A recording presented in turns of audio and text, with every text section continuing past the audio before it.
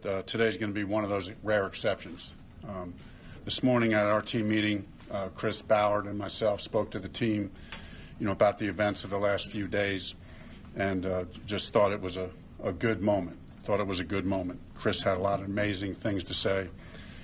And ultimately, sometimes as a team, what we talk about is we talk about a theme or a word that helps us make sense of things, helps put categories for things, does put context in. And this morning we talked about the word paradox. So a paradox is a statement in which it seems that if one part of it is true, the other part cannot be true.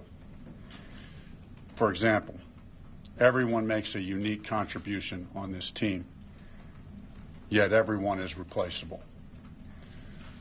We can deeply love and respect and care for each individual, yet the team must come first.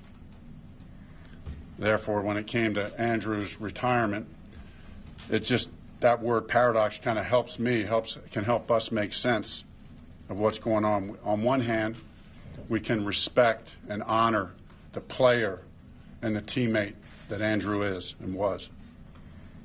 But at the same time, we can share an excitement and an enthusiasm about the team that we have going forward and the journey ahead of us.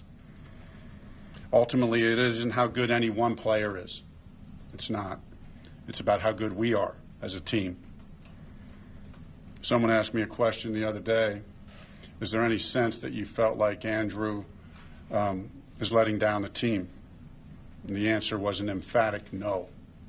And why is that? Well, Colts fans know that we use a metaphor around here of climbing Mount Everest to depict the journey of a regular season and the quest to get to the top and to win a world championship. And anyone who's made that climb knows that it requires a total commitment of the heart, complete and total commitment of the heart. And when Andrew spoke to us the other day, he spoke of how the cycle of injury and pain and rehab, injury, pain, rehab, injury, pain, rehab over 4 years had taken its toll. It had essentially sucked the passion, the joy, the fun out of football. And so Andrew did the right thing. He did the right thing for himself, and he did the right thing for the team, knowing the requirement and the commitment that's needed for the journey ahead.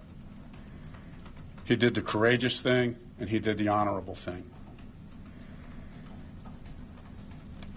One last thing. I mean, we all know, as far as Andrew's concerned, make no mistake about it, we know this guy isn't done climbing mountains. He's very talented. This is just a new beginning and a new chapter for him. I mean, can you imagine if he inspired millions of kids to learn how to read? How would that mountain be to climb? But also, let me assure Colts fans of this. This team is not done climbing. In fact, we're just getting ready. We're just getting started, and we can't wait.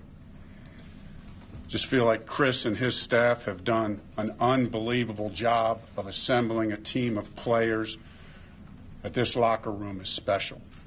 There is a character quality and a passion for this game and for this city and what the horseshoe represents that is special.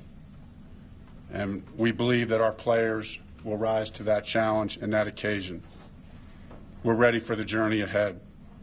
We believe we have the formula of what it takes to have a successful journey. We got the right makeup. We got the right locker room. Chris talked a lot about that this morning with the team, about what it takes to get in that locker room. We have the talent. This is a very talented football team in all three phases. We have a vision. Colts fans know what our vision is. We're all about the process. Get 1% better every day and go 1-0 every week. And then we have the support of Colts Nation. There's going to be challenges along the way. We know that for sure. That's what climbing Mount Everest is all about. There's not going to be anything, there's nothing easy about it, not one thing easy about it. But I can't help but think back to an old saying that an old coach of mine used to say all the time, and that's this: there's no place I'd rather be than right here, right now. Open it up for questions. Frank, how do you separate the jarring nature of this weekend and like what you talked about just a minute ago, the fact that you have a game in 2 weeks and your guys will have that human reaction of losing a player and a friend that was on this team for so long? It is. There's a range of emotions. That's the paradox. That's the paradox. And we're losing a great player and a great teammate. And the reality is, in the next week, there's going to be other teammates that are lost. And Andrew is special in his own way, but make no mistake about it, there's a lot of guys who are going to depart from this building, and that's going to hurt. And there's going to be a lot of friendships that will continue in other ways, but that's part of the business of football that you have to embrace. Frank, you said on Saturday night that you and Jacoby both needed some time to digest what had just happened.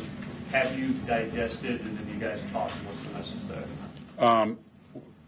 Yeah, I believe we both digested, Tom. Have not had that deep down heart-to-heart talk about the upcoming season just yet. Still, we'll do that at the right time, probably here in the next day or two. Frank, what are the lessons that you take away from what happened in Philadelphia with the quarterback situation and when you guys went on? What specific lessons can you take away and apply? Very specific lesson. We talked about it today in the team meeting.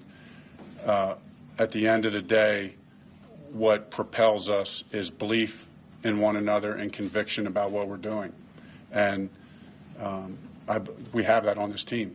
There's a closeness in this locker room. Those of you that are in here all the time, I believe, know that to be true.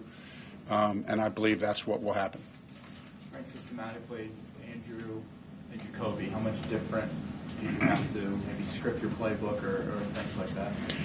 Yeah, it's a great question, and I think that sometimes that gets overplayed. I might have mentioned this before, I'm not sure.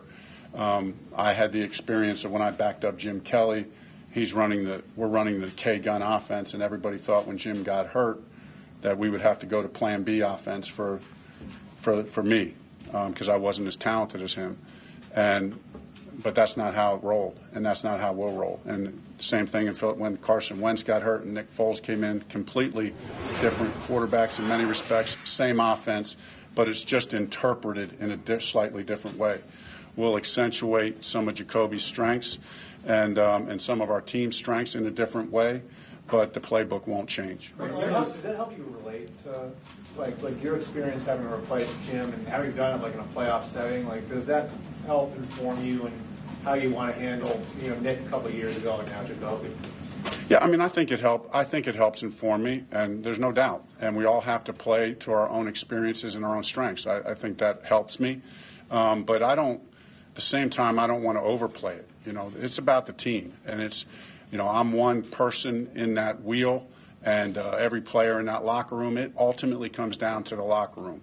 It ultimately comes down to their belief in each other, in every player on that offense, on that defense, and in our special teams units. Frank, where's the biggest jump you've seen from Jacoby from last year and first year in the system to essentially being a starter starting in April? In a strange way, since Andrew did not take any reps this whole offseason, I just for fun had the guys the other day say, hey, how many reps has Jacoby gotten in this offseason with the first team?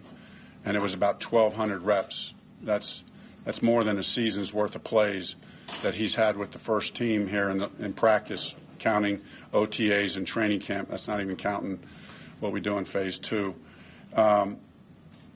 But you can just feel his presence in the huddle, on the field, the confidence that he's had, the chemistry with the receivers.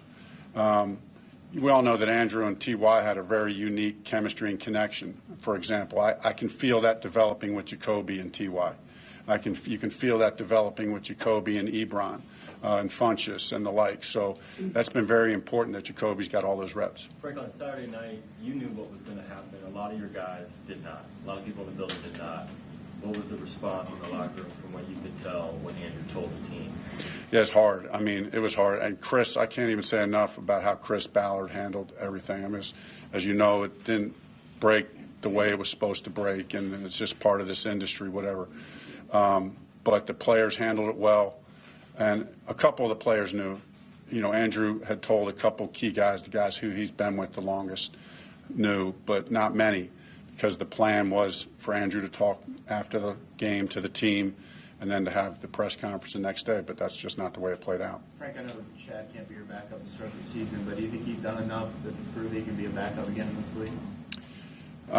Chad has played well, and he's carried himself well. He's done everything right. That'll be an evaluation that Chris and I'll make at the right time, but he's done well.